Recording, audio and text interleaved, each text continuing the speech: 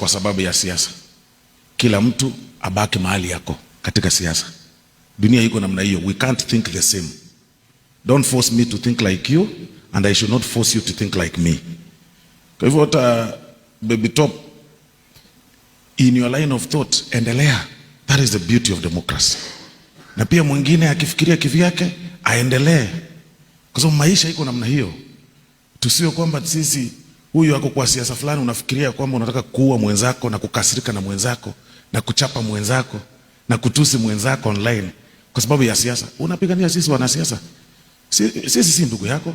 Unanipigania kwa nini? Why do you want to die for me? I'm not your brother.